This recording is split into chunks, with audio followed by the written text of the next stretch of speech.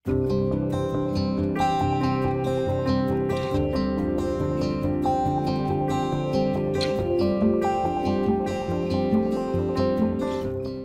en welkom.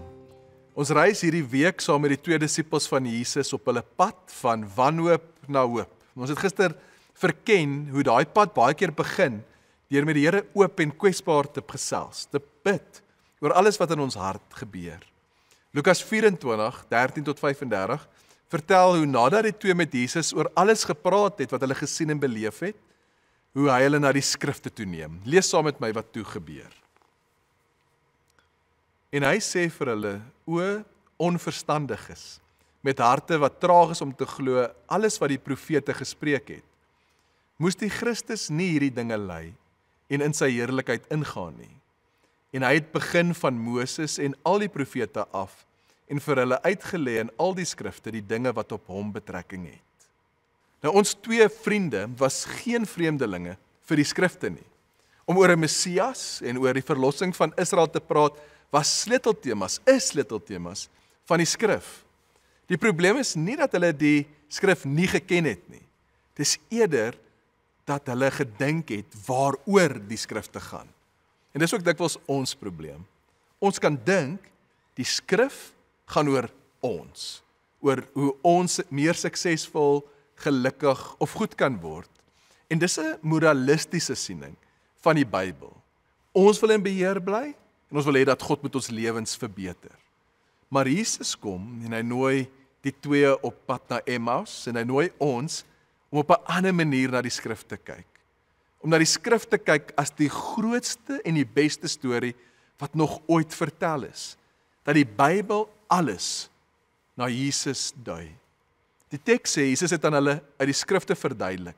Hy begin by Moses en al die profete wat in die skrifte oor hom gesê is.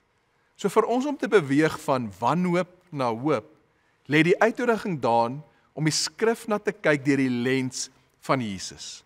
Want die hele Bybel gaan oor hom. Elke deel is oor hom. Ja, dit vertel stories van hoe God en die mens omgegaan het met mekaar, van die mens wat sondig is, wat dan geloof het en dan twyfel, en van God wat konstant bly in sy liefde en genade.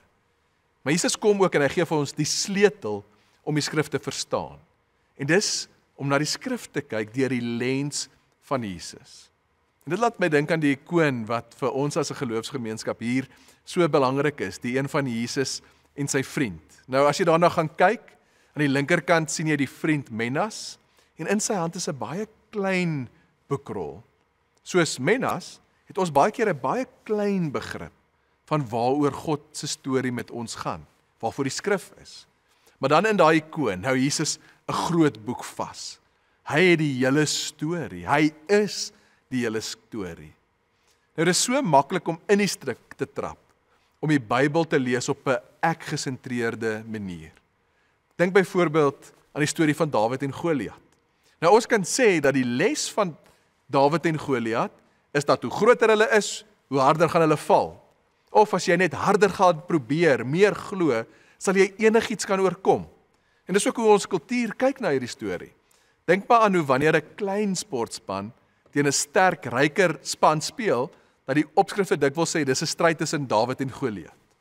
Maar die probleem met hierdie soort lees is dat dit die storie te klein maak.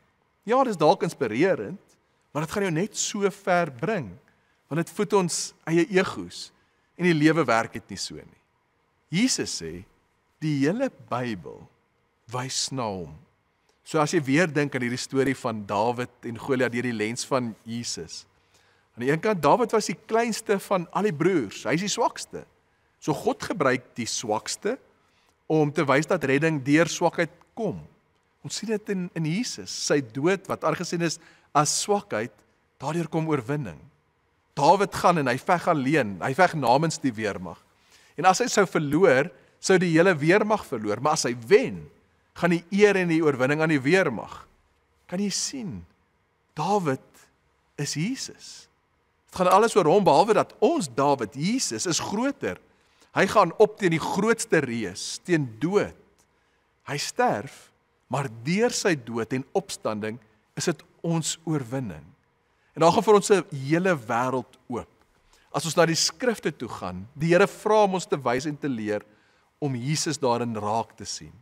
Dan beweeg ons verby inspirasie of interessantheid. Ons gaan soos die Emmausgangers op 'n plek waar ons kan ervaar en sê, ons harte het brandend geraak. En dis wat gebeur wanneer ons vir God vra, om ons te wys hoe alles in die Bybel oor God gaan. Hoe die wet oor Jesus gaan en hoe hy dit vervul het. Hoe die tempel oor Jesus gaan, hy is die tempel. Elke held gaan oor Jesus, hy is die profeet agter elke profete. Hy is die priester agter alle priesters. En hy is die kern van elke storie. En kan ek jou nooi om, soos wat jy op hierdie reis van wanhoop na hoop gaan, om die skrif te lees deur die lewe, die dood en die opstanding van Jesus. Dit is baie belangrik hoe ons die skrif lees. Jy sal onthou, 'n geleerde kom eendag by Jesus en vra hom, wat moet hy doen om die ewige lewe te kry?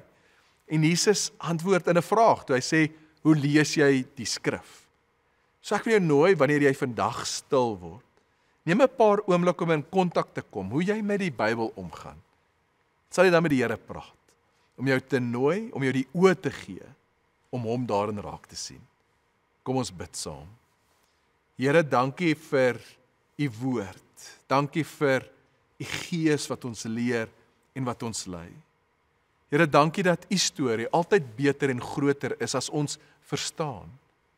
Here, ons vra dat u ons sal lei deur die Heilige Gees, om ons die oë te gee, om u op elke bladsy raak te sien.